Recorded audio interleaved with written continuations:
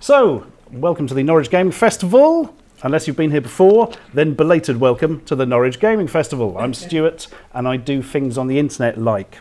And today we're going to be talking about really bad old anti-piracy adverts and things around them. I'm calling it the curse of Bloggo's POW. Hands up if you recognise the phrase Bloggo's POW. One person. And he's too young.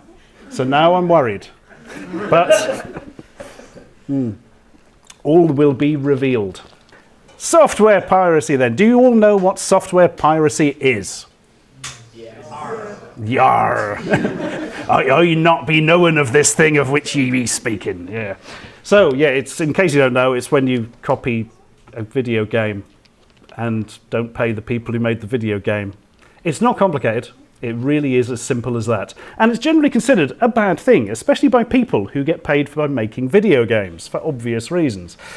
Because, you know, they don't get any money and then don't get to make any more games. And it's generally a bad thing because if you like a certain type of game, but you play it and you don't pay for it, you're probably not going to have as much chance of having games you like made in the future. Some people credit the lack of spaceship games and real-time strategy games on the PC to that, but that may be complete rubbish because I've never looked into it, but there we are, that's one of those things. I know people are crying out for it because if you've seen a Kickstarter for something called Star Citizen, where they've made at least £28 billion every 4 seconds for the last 20 years, there's definitely some people who want one. Anyway, as you can see here, this disc contains both Jimmy White's Whirlwind Snooker and Stack It, and also an extraneous capital, which arguably is the most morally repugnant thing of all.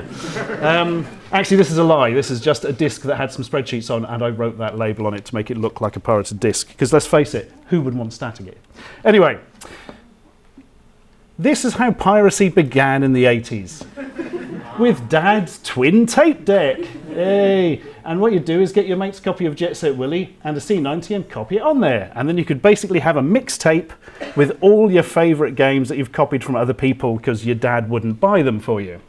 And there was an anti-copyright body formed in 1984 called the Federation Against Software Theft, FAST, which still exists this day, to this day, and I think is now called FACT, the Federation Against Copyright Theft, but like FAST still exists. It's got so confusing, it's unbelievable. I started looking into it and I fell asleep, so I'm just going to make the rest of it up. There are moon men. They don't like you pirating. That's all we need to know. Anyway, it was very, very easy to pirate games, and it happened a lot. And there were sort of minor ads in the gaming press occasionally saying, you know, oh, we shouldn't do that. Nothing major. But then came along the 16-bit era, and piracy became slightly more difficult, but not much more difficult. Basically, discs would be copy protected, usually by a company called Rob Northern, presumably run by a man called Rob Northern, or a northern man called Rob. There was definitely a North and a Rob involved, anyway. And then piracy groups with hilarious names like Automation or the Medway Boys or things like this would then remove said copy protection, put a little funky intro on it, and stick it out to their people who copy discs and spread them. And that sounds like a very analog and old-fashioned way of getting software out there, but it was very effective because, as this shows, there were I've used a really bad example, because that's clearly an original game. As this part shows, we'll just cover that bit up. It wasn't hard to get hold of copied games. You would copy them using Fast Copy 3 for the Atari ST or X Copy for the Amiga. Anybody old enough is now having weird pangs of nostalgia, probably just from seeing the setup of those screenshots. Now, one of the problems with this was that, in a way, the pirated games were better than the originals. I mean, they didn't like go in and improve the gameplay or something, but they could fit multiple games on a single disc, especially for the Atari ST. It was partially down to compacting the data, and partially down to the fact that, especially on the ST, games would often still ship on single-sided floppy disks, so they'd work on really old Atari STs. And when in fact everybody had a double-sided drive. So you could suddenly get a disc off your mate Gerald, who I've just decided is the biggest pirate in Norwich, and you'd get your nice knockoff Warhammer 40k artwork they drew and a bit of music playing, and there we are. You've got Web of Terror, Magic Lines and Pyramax, all of them on the same disc, And they also allowed you to change between 50 and 60 hertz for PAL and NTSC, which is something the proper games just never actually did. So it was kind of slightly better to have a pirate copy. And this didn't help the whole don't pirate things movement for obvious reasons. You know, even if nobody wanted to play Pyramax, because it's really terrible, really terrible. Anyway, so the old Federation Against Software Theft thought, right, had enough of this, we need to make people stop doing it. Now, there's various ways of going about this. Most effective is generally empathy. Get people to actually think, hey, people make these games. If they don't get money for making these games, they're not getting paid for doing stuff that I like, and are they going to make more games that I like, and all that kind of thing. Anyway, they didn't like that. That was too difficult. So they went for weird threats. And this was the beginning of the fast ad era, which was so heavily mocked by everybody who ever lived at the time, you would not believe. Anyway, it began with, warning, warning, massive font, black on white, warning. The one on the right, presumably the hand, is handling stolen goods. If you are involved in software piracy, then you are breaking the law. So, is it Thing from the Addams Family is passing on a sort of games copied on the... Imagine if somebody gave you a disc like that. What's on the disc? Games. But I did copy them on the 23rd of August. Yeah, thanks, mate. Also, it always looks to me like he's just handed it off to him. So it's actually the one on the left who's handed it. I don't know. Anyway, slight problems with this, other than the bizarre setup. There's no stolen goods involved.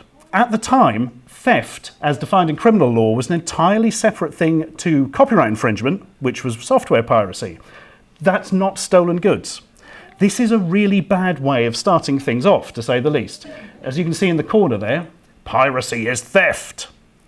No, theft was defined legally as depriving somebody else of the use of an item by physically removing it from them. Infringing their copyright was not theft. This is a really bad idea. They're trying to morally equate piracy with theft. Fair enough. If you say, yeah, I think piracy is bad as theft, fair enough. But saying piracy is theft then creates a disconnect. And it means people say, well, if piracy is so bad, why are they having to pretend it's something else? It just doesn't quite work like that. I mean, for an example, you might think having an ear infection is as bad as having athlete's foot. But if you say athlete's foot is an ear infection, people are gonna, what are you, what? And probably not borrow any creams or ointments off you. Anyway, after this fairly strong start, warning again, this sort of bill if you pay for them, this sort of bill if you don't. It's a helmet. Yeah, old bill is presumably the reference there. I was expecting a picture of a duck on the right, frankly. But a pirate's game could result in a visit from you-know-who. Yes.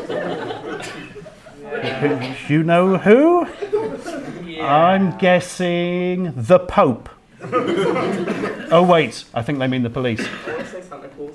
Just, it could be Santa Claus, but you'll be in luck. Oh my God! I hadn't picked up on that. A visit from Voldemort, yes. Oh dear. I like perhaps Fast are so scared of the police they dare not say their name, much like Voldemort. Oh dear. There's a man with a snake face and a police helmet at the door. Just to check what he's been buying from Computer Store, he's got Blast It, Adventure and Spreadsheet, so he's going to be having a fun weekend. Yeah, so problem again, no, the police didn't get involved with this because it wasn't, at the time at least, a criminal problem in the same way as theft, which they're saying down here. So you wouldn't have the police knocking on your door saying, did you copy Stack It and Jimmy White's Whirlwind Snooker? Because they wouldn't give a monkey's. If you stole the disc off somebody else and ran down the street, then yeah, they could wallop you on the head with their truncheon and all that kind of stuff. But again, you've got this weird false equivalence which creates the disconnect, which makes the pirates a little bit more entrenched every time they see it. And also, people generally react badly to threats anyway, don't they? I think as a general rule. Now, here's the little bit which became the super famous one. Appeal to greed. £1,000 reward for information leading to a prosecution and conviction. Yep. The problem is, to actually prosecute somebody for it, they would have had to have been pirating on a massive scale and, you know, had to have had their warehouse of pirated games raided. I don't really know. So this was never actually really a thing. There is no knowns, any known person who got the £1,000 reward, ever. And this was advertised for years and years. And what the heck is going on with that in the corner? Right, that's a map of Europe, the E, isn't it? L is a Space Invader for leisure. S software, that's an old 5 1/4 floppy disk. P, is that a computer, do you think? Yeah, it looks like some sort of IBM PC. Yeah, I'm going to have a closer look. Yes, you are correct, yep. You know what I could have done? Looked on the screen. And associations and shaking hands. Okay, that makes sense now, and my life is more in order. But yeah, the £1,000 reward was the way they wanted to push it. So they decided to then target quite directly children and say, dob your mates in, get £1,000. Despite the fact I imagine the person on the other end of the piracy line at Fast was just getting calls saying, my mate Robin, he's got lemmings, and I mean it crashes after level 3, but he didn't pay for it. Brilliant. I'm so pleased I took this job. So let us begin with the first of their comic strips they wrote for the kids. One day at a friend's house. This is a word I'm now going to say, this is the magic word throughout this whole lot. Inauthenticity. Inauthentic. Inauthenticity. When you're trying to appeal to the kids, don't make it quite obvious that you're an adult who doesn't understand them at all. So, one day at a friend's house. Hi John, come and look at this. I just got hold of 3 great games. He looks like the sort of person who'd go a lot. Hold on, these are copied discs. Don't you know it's against the law to have these? Well, I saw the Fast ads, but I didn't really think. It's up to people like you and me to stop the pirates. And Fast are offering £1,000 if we help. Oh. Look at this. Spider sense tingling. Let's turn the tables on these crooks. I've got the number for Fast here. He's got my number. Hello, Fast. Get hold of a pen. I've got an address for you. So, anybody ever met a child? Because whoever drew this hadn't. Right. So, yeah. John's got his games. Donald Trump Jr. here, bizarrely, comes along. And I must say, the artist wasn't very good at getting faces the same in every panel. Because, I mean, he's clearly a different person there to he is there. But let's not go into that. Yeah, you've got the full spider sense just from the concept of £1,000, although he seems terrified by it. £1,000? What could I do with such money? I would be burgled hourly.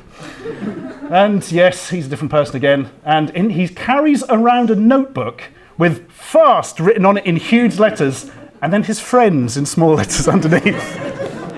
He is a strange boy, dearie me. So, as we all know, that killed piracy in a stroke and in no way was laughed at by every human on the planet. So they thought they'd follow it up with some that are even worse. Welcome to One Day at School. Childish wish fulfillment, here we go. One day at school. Oh no, not maths again. And Mr. Jones is such a rotter. Rotter. You know, you told me about the school computer club. Yeah. And how Mr. Jones lets everybody copy software and even does it himself. Well, I rang Fast and told him about it. Well, this is going downhill pretty fast. I'm not sure what they'll do. Hint, nothing. But they were interested. I hope they get him. Then I'll share the reward with you. Right. Oh, man. Right. So, where to begin with this one? How about panel 1? So, this man's he looks about 40, but he's clearly meant to be 12. He's not the brightest spark, because he's holding a maths textbook, sitting in a maths class, and he's only just realised it's maths again.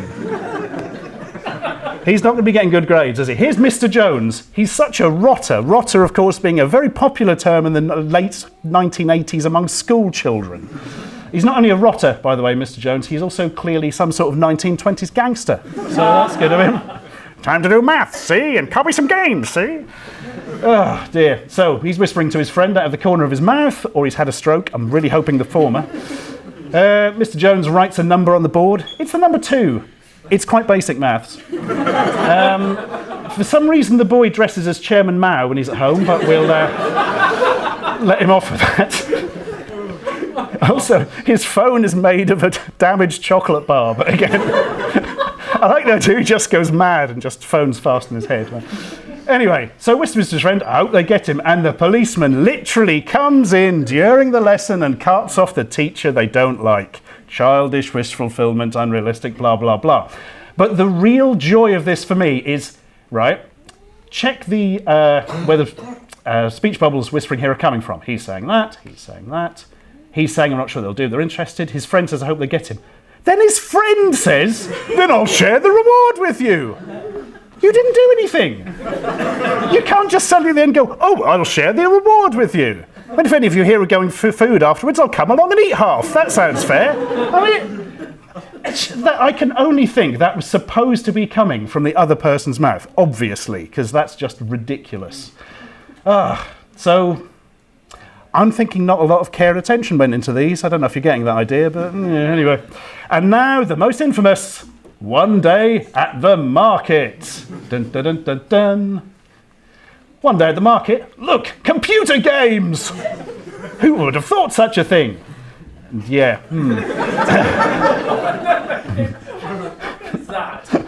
Hang on, these look like copies. Also, I'm a different person. I hadn't realised till I'd seen these blown up just how inconsistent the faces are. Anyway, these are like copies. And this definitely is. Yeah. Yeah. You two buy something or naff off! You shouldn't be selling these stuff. It's against the law. And I don't like it. Later. Hello? Is that fast? Man, right. You got a few hours? Let's go through this. So, they're at Snetterton Market or something, and the very dubious man, who we shall christen Bloggo, I like to think he writes the games. Though then they wouldn't be pirate copies, would they? Depends on his publishing deal. Anyway, yeah, they've immediately spotted a dodgy copy of Bloggo's POW, because they couldn't even think of a game that would sound like something a child would play.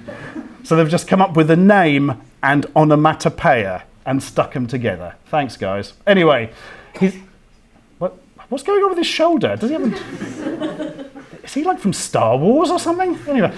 Yeah, so something you'll notice is, when you call fast, you immediately age by 40 years. In fact, he may have turned into Graham Souness, I'm not entirely sure. And again, we go in with the greed thing, and the little bit of, oh, you're a moral guy, aren't you? Because I don't like it. Yeah, I'm going to sort you out for purely altruistic reasons. Yeah, he's imagining his £1,000 there. I don't know what notes that would be in to be that big a wad, but there we go. So, yeah, these did not go down well. And pirated games were often referred to as a disc full of Bloggos. If anything, it just kind of galvanised the scene more than anything. Just because it's so disconnected, and that word again, inauthentic. What's that? What was happening in America? Nobody asked? Well, I'll tell you. In America, they tried a slightly more, well, slightly is a bit unfair, a far more holistic approach. They actually produced a short film that runs for 9 minutes. I'm only going to show you 90 seconds of it. It's all you will need in your life. But ever again, probably. It's amazing. And they did it with a far better theory. Rather than the sort of weird threats and appeal to greed and all that, they literally just go through and say, hey, if you copy discs, bad things happen because people can't make the games, blah, blah, blah. So great. Unfortunately, they decided to dial the inauthenticity, that's a great word, from about 9 on these up to about 412. Anybody seen? Don't copy that floppy. Yep, right. Out. Oh, gosh. I'm trying. I'm going to beat you. I'm telling you. You're not going to beat. Because we all play games, so we're going. there's a bit at the end I haven't put on where you see them both playing the game together, which incidentally makes no sense because the setup at the start is they're playing a game they have to play alternately to see who gets the high score. And then they both go on the keyboard and go like that. Inauthenticity. Right, here we go. You're not gonna be. There's one behind you. Oh man. Crash and burn. Too bad, Corey. Guess that makes me the winner. Again. Temporary winner. I've been holding back. I've been giving you a break just so you get the hang of it. But now it's time to teach you a little respect. Right. But it'll have to be next time. It's almost fourth period and I do not want to get caught in here. But Jenny, hold up. Look, I brought a disc and we could copy this, okay? And we can play it on my brother's computer. Okay, no problem. All we gotta do is...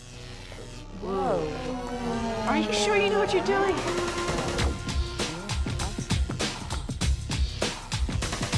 Did I hear you right? Did I hear you saying that you're gonna make a copy of a game without paying? Come on, guys. I thought you knew better. Don't copy that, floppy. Well, Wait a minute. Who the heck are you anyway? yeah. And what are you doing on our computer?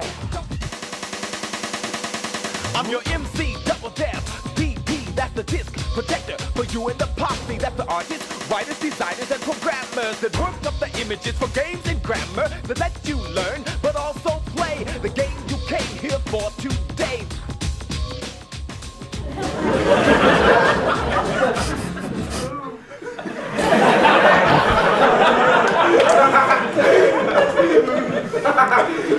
So, this was immensely successful, of course, because kids learned that if you pretend you're playing a game by slapping a keyboard and then try and copy that game, a man with a plastic hat will appear inside your monitor and dance so badly it makes you cringe to death. Yeah. So, that was the end of piracy forever. No way. So you can imagine how this went down in American culture. Like a big can of hot sick. And to this day, don't copy that floppy and dancing will elicit a laugh from any American. Except the guys when at customs when you go through. Don't try that. Don't try that. So that was one way of stopping you copying that floppy. And yeah, the whole thing does go on to actually put together quite a good argument against piracy in quite a good fashion. They have little interviews with games programmers, although one, it's unbelievable. They like cut to a man who's about to say to you, yeah, I mean, we make the games if we don't get the money, blah, blah, blah. But they cut to him slightly too early before he's ready. And there's like a full, 3 seconds of him going, blah, blah, blah. Why didn't you edit that out? Did he do something to upset you? Anyway, I'm not going to show you that though, because frankly, after seeing that, I don't think we need any more visual joy for a second. Oh wait, here it comes. So, the problem with this, again, is the authenticity. They're trying to appeal directly to an audience whilst horribly, horribly patronising them. And it does not go down well. Now, that was pretty much the end of the standard... let's get that one up. Of the standard anti-piracy ads of this type, mainly because they were so grotesquely unsuccessful. They then sort of went a bit quiet on that front, really. They still had ads and things, but they tried to make them a little bit less ludicrous, which I don't think is a problem. And then the sort of piracy scene very much changed because the consoles came in the UK and became a much bigger thing. And of course, it's much harder to copy something for a console than it is just copy a floppy disk on your Amiga or ST or whatever. And of course, games started to go online, and it's very hard to pirate an online game and play it online. I mean, really, piracy now is mostly PC games, the single player, and Android. Android is meant to have a huge piracy rate, which surprised me to learn of that, because I hadn't really thought of that. But yeah, you can just go to a dodgy suppository? Yeah, go to a dodgy suppository and get some games. And you don't want to know where you stick them, but you can play them without playing. Anyway, so the Americans moved over to a slightly harder tack for the old movies. For movie piracy became the big bugbear, and we've all seen something like this, haven't we, on a DVD? Which is very odd, because it appears on like European DVDs. And like, I don't really think the FBI is going to care about somebody watching a film in Estonia, are they? There we are. But it's all sort of very brief threats and that kind of thing. We went a slightly nicer route, really. We had that thing where Martin Freeman would appear before a film and say, "Hey guys, thanks for supporting the British film industry, but, you know, if you pirate the films, then we might not make Nativity 12. So, you know, think about that. Bye. And the bloke from Gavin and Stacey did it as well. Not Corden, the one whose name I can't remember, but I've just remembered is Gavin Horn. I'm really glad I covered that well. Now, the whole cinema thing took a more interesting sort of movement over here with the don't... You all know where this is going.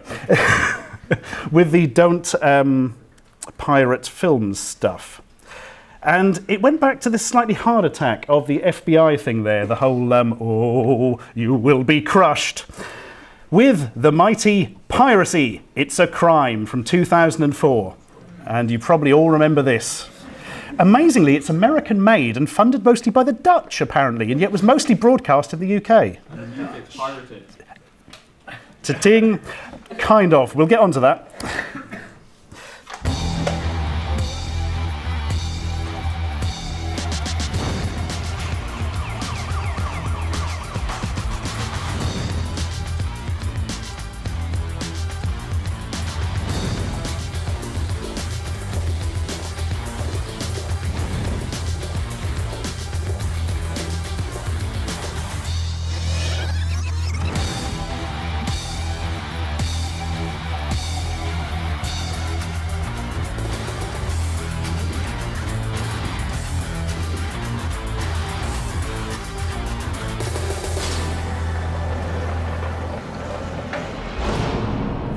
It's a crime.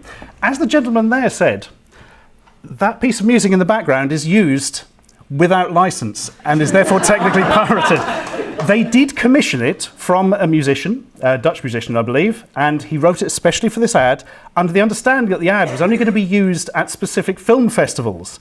They then stuck it on DVDs and played it in cinemas, and if you were asleep, they'd sometimes wake you up and play it in your face with a really bright projector, as you probably remember. So he took them to court and got a lot of money from them, so... Yeah. I want to show you this briefly. This, again, is movie piracy, but they actually used art as an attempt to tell you to stop pirating, because the thing is, it's always artists who are being hit by this. Why not use art against it? Answer, because it's cheaper to get somebody to draw a different face for the same character 5 times and then pretend he's nicking a copy of Bloggo's Pow. But I'm going to briefly show you The Last Cinema, in 2011, produced in the UK and narrated by the late, great John Hurt.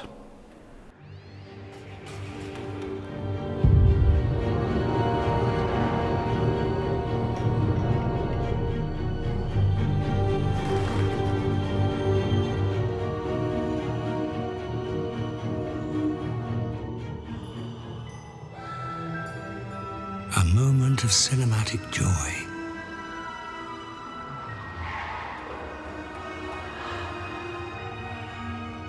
An experience shared.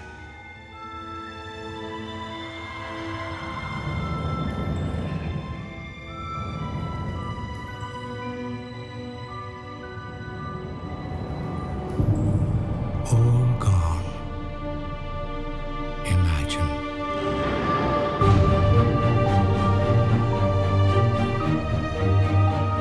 Love cinema. Hate piracy. Oh, it's a very sad one, but well produced, well thought out, well put together.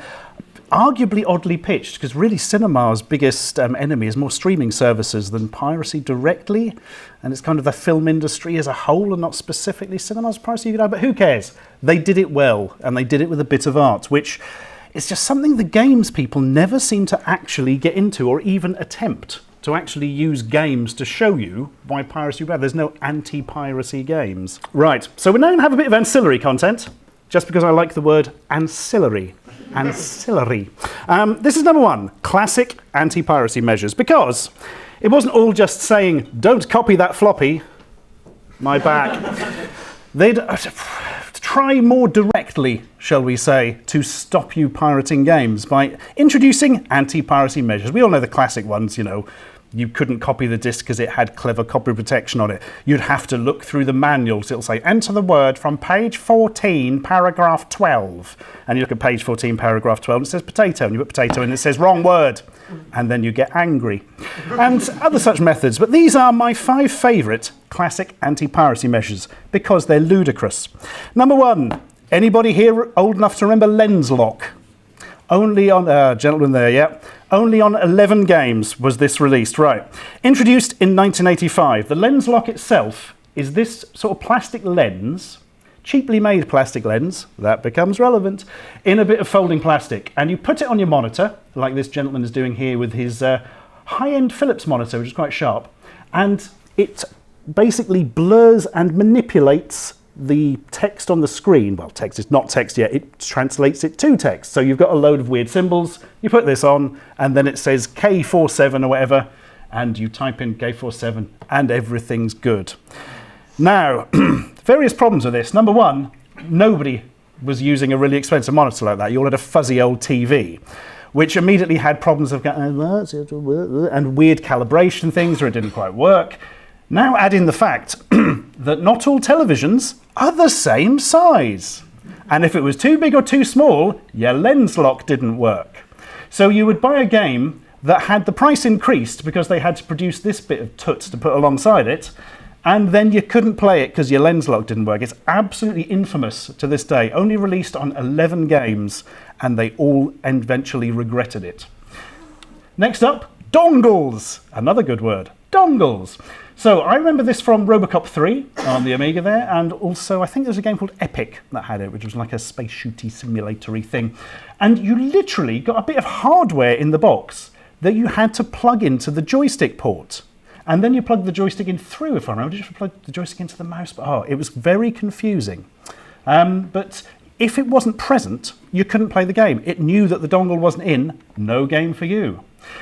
Right, now this seems kind of ridiculous from such a point of view, because you know somebody's going to hack it out. So why are they spending this much money to produce something like this? And the answer is because they knew it would be cracked out by the various piracy groups, but it was all about time.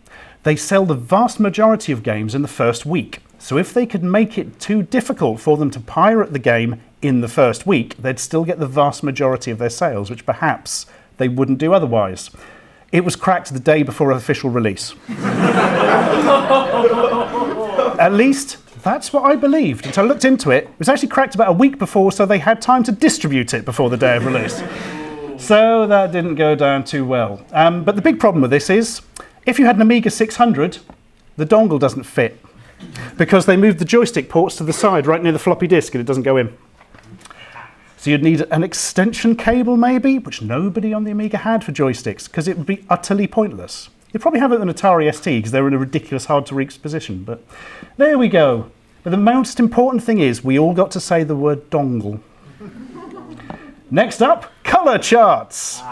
This is the colour chart from Jet Set Willy 2 specifically. I bought it from Snetterton Market for £3 many years ago, and I got home and you load it up and you suddenly see all this and you think, oh God, it's going to say, right, look at page 3, H6. Loaded the game up, it just starts, it doesn't even ask. Turns out they patched it out of later copies of Jet Set Willy 2 and many other games. Because while this looks fairly easy to, work out, imagine if you're colourblind. You've got no chance.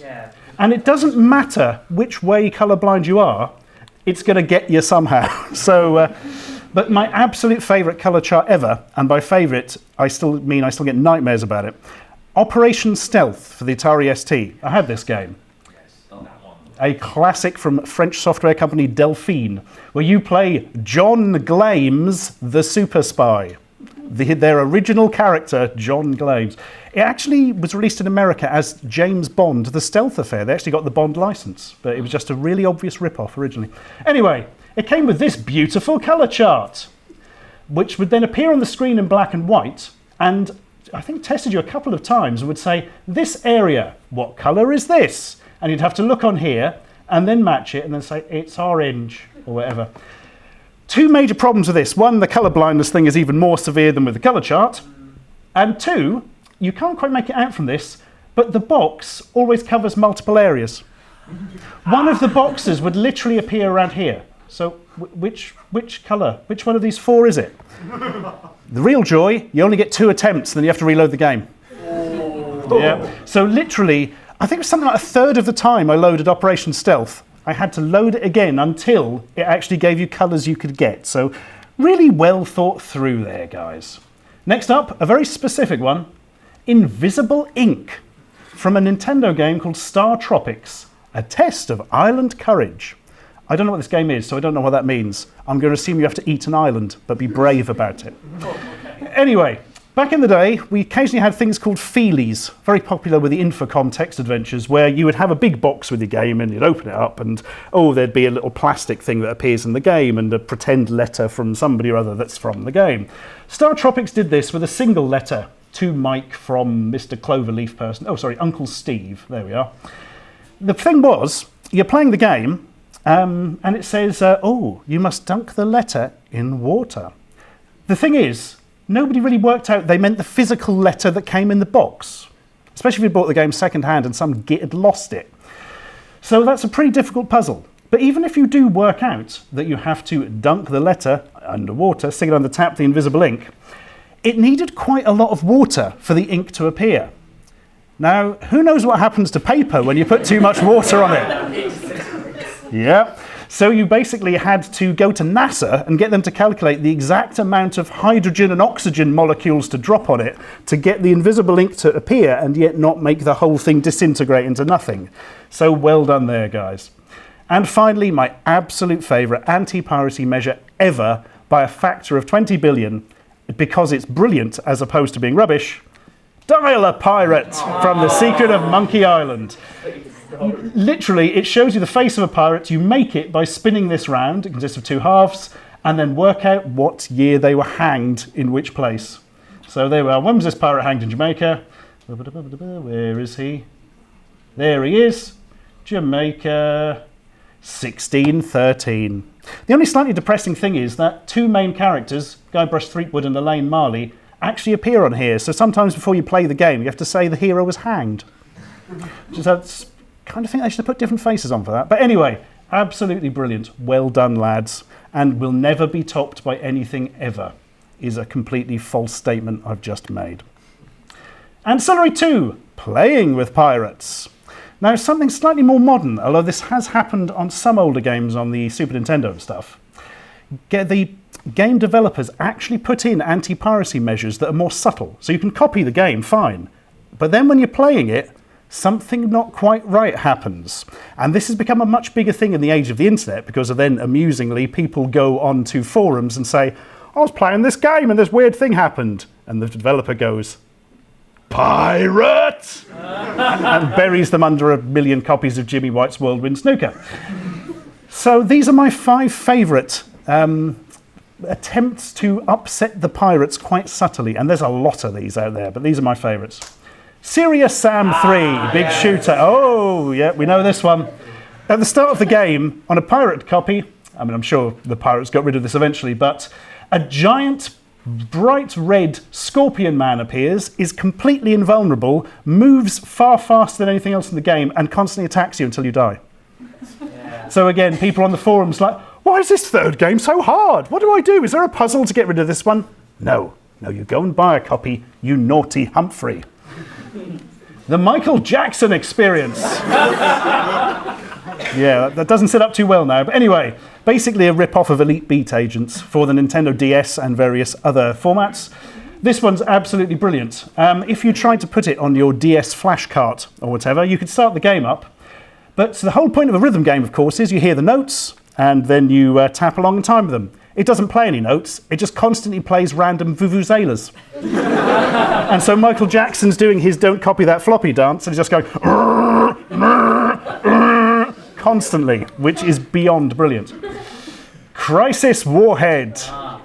All your bullets are chickens. Doesn't matter what gun, whatever gun you fire, your bullets are chickens and they do no damage. Which, if you fired a chicken out of a rifle at somebody, you'll know is very, very unrealistic. But yeah, you could just make loads of chickens everywhere and not actually kill anybody. Again, quite clever. Alan Wake. Quite a subtle one, this. You can play the entire game with no problems whatsoever, none, except the main character, Alan, constantly wears that eye patch with a Jolly Roger on it. And as it's a very serious horror game, it kind of takes you out of it a bit. Yeah. You know, but they do let you play it if you want. But my absolute favourite, Game Dev Tycoon. Sales report. Right, so Game Dev Tycoon, which is difficult to say, but fun to play, is a game where it's one of these management simulators where you run a small game studio, you make games, you sell the games, you get more money. You use the money to make more games. You know how management simulators work. But if you pirate it, which incidentally was quite a surefire thing because the people who made the game actually put the pirate copy out on the piracy sites like the Pirate Bay themselves. They released a special copy out to the pirates. And what the special copy does is, comes up with this, sales report. Boss, it seems that while many players play our new game, they steal it by downloading a cracked version rather than buying it legally. If players don't buy the games they like, we will sooner or later go bankrupt. Sad emoticon. And that actually happens because the further you get into the game and the better games you make, the more pirated they are, until eventually you'll go bust, mate. You ain't got no studio no more. And for horrible irony, one of the things they could do with the pirated copies is get figures sent back to them as to who's playing it at any time. And of course, the original copies as well. And of course, because they sent out the specially cracked copy, it sends back a slightly different marker, so they can tell exactly who was playing pirated games, who wasn't. So they collated the information. Game Dev Tycoon, after a day, 214 people bought it, 3,104 people who didn't buy it playing it. So they certainly were ahead of the mark on that one. But the real joy from this comes from the comments on forums and things. Why are there so many people that pirate? It ruins me. I had like 5 million and then people suddenly started pirating everything I made, even if I got really good ratings that I usually get. Not fair. Is there any way to keep it from not happening? Changing platform won't help. Do you see what's happened there, mate? Your life's got a bit meta. You pirated the game, but you can't play the game because your pretend game is being pirated. And there's loads of this kind of thing, but you get the point. So what they finally managed to do was introduce empathy into something authentic. You could actually play the game and understand why piracy is a bad thing, as opposed to just somebody going, warning, old Bill, get £1,000, get your teacher, you know, the one from the 1930s nicked. No, this actually does make you play through it and understand it. Did it reach anyone? Who really knows?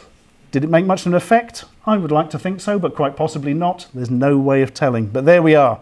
That's data in real life. But at the very least, they did work out how to make piracy, well, something understandable and something you perhaps shouldn't do, and teach you why.